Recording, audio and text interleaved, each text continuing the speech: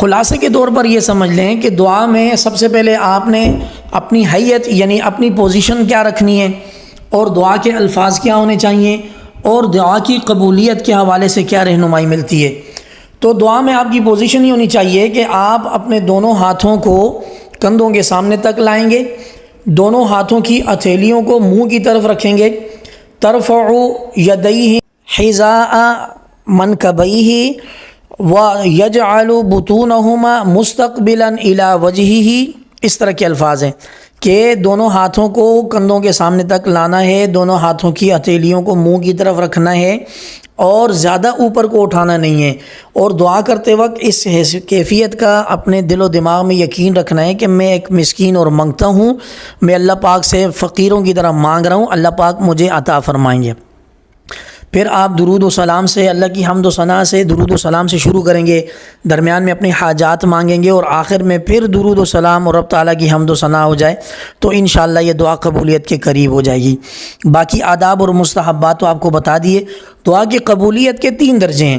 آپ نے جو چیز مانگی پہلا درجہ وہی آپ کو مل جائے، آپ نے جو چیز مانگی وہ آپ کے حق میں بہتر نہیں ہے، اللہ پاک اس کا الٹرنیٹ نعم البدل آپ کو عطا فرمائیں گے۔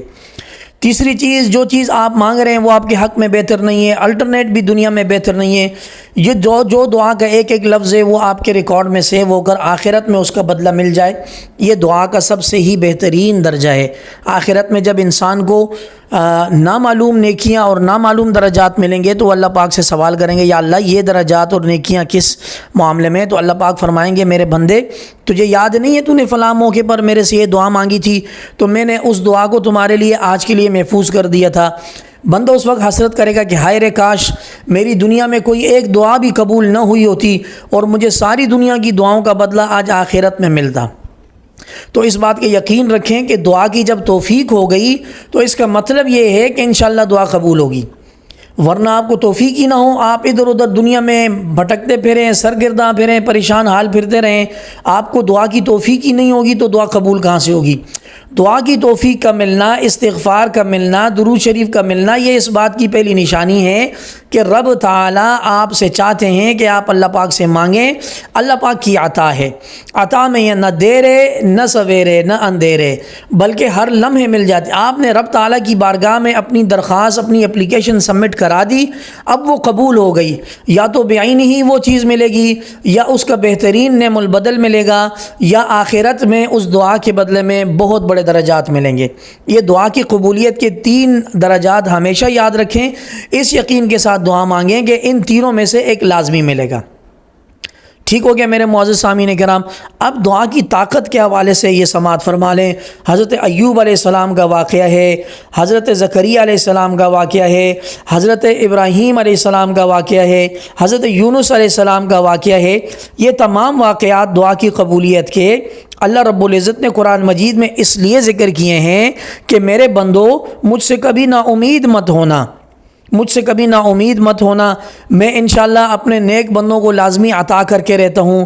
حضرت ایوب علیہ السلام جو ملٹی ملینئر تھے اپنے زمانے میں، کروڑ ہاں ان کی جائیداد تھی، اولاد تھی، فصلیں تھی، بڑی خوشحالی تھی، اللہ پاک کی طرف سے امتحان آیا۔ سب سے پہلے ان کی جو ہے نا اولاد فوت ہو گئی، پھر ان کی وسیع و عریض رقبے پر جو فصلیں تھیں وہ جل کر راکھ ہو گئی، پھر ان کو بیماریوں نے آ لیا اور شدید بیماریاں آ گئیں۔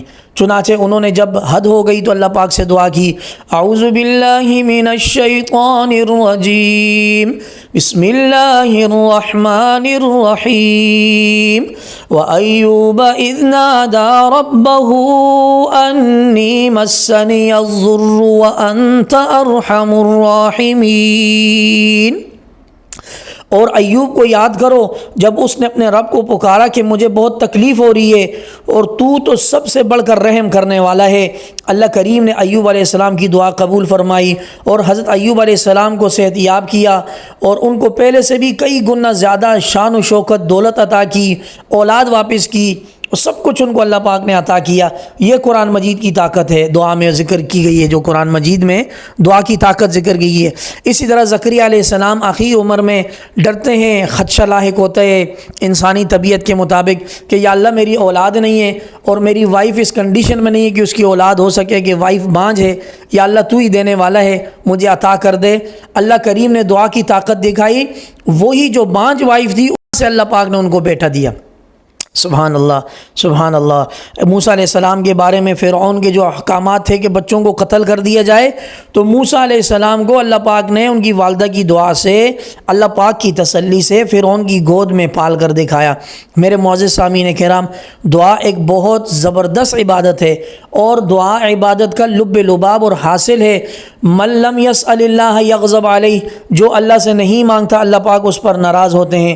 یعنی اللہ سے دعا مانگنا گویا اپنی فقیری، اپنی مسکنت، اپنی غربت، اپنی عاجزی اور انکساری کا ایک آسان ذریعہ ہے۔ اللہ کریم سے تعلق مضبوط ہوتا ہے۔ دعا لازمی مانگی جائے، اجتماعی مانگی جائے، انفرادی مانگی جائے، یہ آپ کا اپنا عمل ہے۔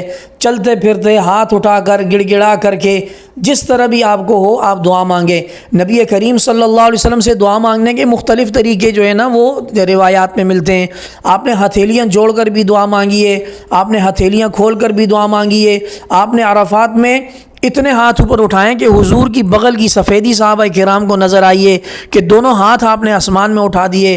غزوہ بدر کے موقع پر جب آپ کو صحابہ کرام کی شہادتوں کا اور اسلام کی یعنی وہ ظاہری سبب میں یہ فکر لاحق ہوگی، یا اللہ 313 اور 1000 سامنے آ گئے، کیا ہوگا، تو حضور نے وجد کی حالت میں سجدے میں بھی دعا مانگی ہے۔ تو دعا مانگنے کے مختلف طریقے ہیں، دعا کی قبولیت کے مختلف درجات ہیں۔ حاصل ہمارے لیے کہ دعا مانگی جائے، اللہ پاک قبول فرمائیں گے۔ میری آپ سے درخواست یہ ہے کہ جب کبھی بھی دعا مانگیں، مجھ ناچیز کو بھی اپنی دعاؤں میں یاد رکھیں۔ میں بھی انشاءاللہ تمام امت کے لیے دعا کرتا رہوں گا۔ اللہ کریم میرا اور آپ کا حامی و ناصر ہوں، اپنے فضل و کرم کا ہمارے ساتھ معاملہ فرمائیں، ہمارے والدین کی، ہمارے اساتذہ کی، ہمارے عزیز و اقارب کی، اولاد کی، سب کی اللہ پاک بخشش، مغفرت، رحم فرما دیں۔ والسلام علیکم ورحمۃ اللہ وبرکاتہ۔